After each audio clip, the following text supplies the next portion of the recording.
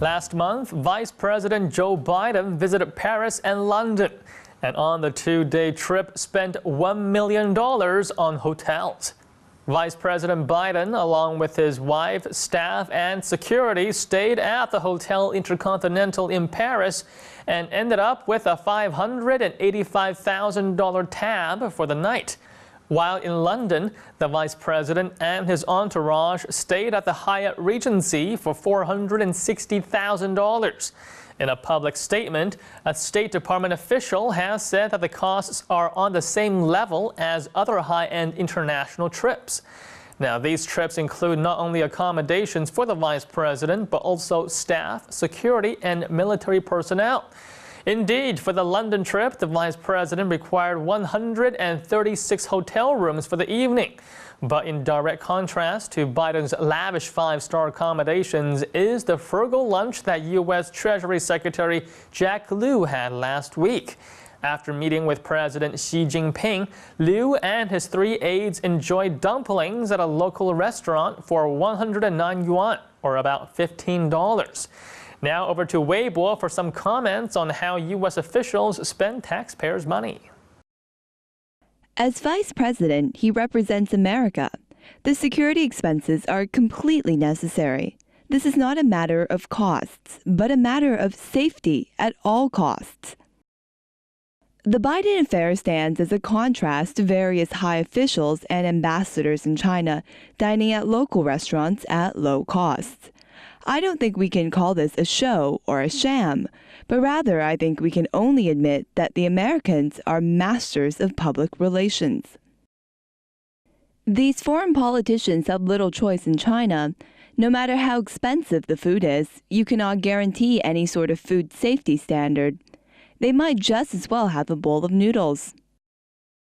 We should always work to hold an objective view on Chinese and American issues. Radical attitudes always leads to conflicts and misunderstandings.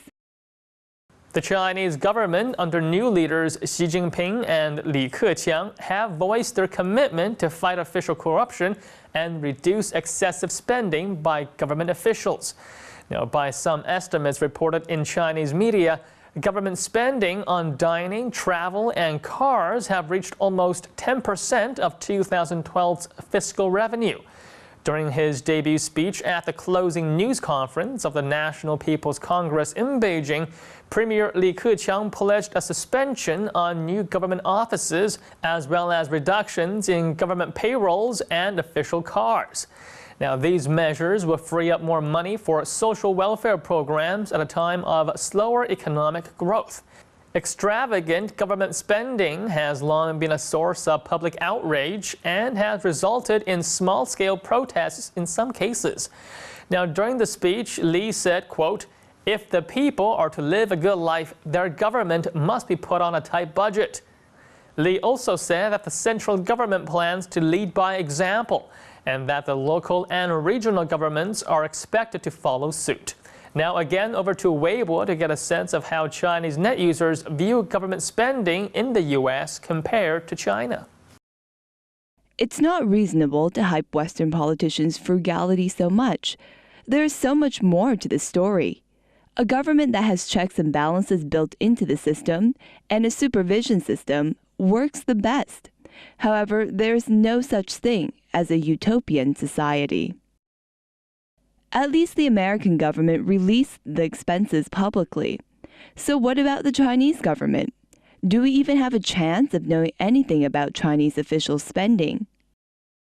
Whether the government is putting on an act or really going about their regular business, the independent and uncensored media acts as a good supervisor. The problem is not how much these government officials spend. The problem is that Chinese taxpayers have no idea what government officials spend money on. The lack of transparency in government official spending and assets has been a point of contention for some time. While there are internal reports that keep track of official assets and spending, the Chinese public has been lobbying for some time for this information to be made public.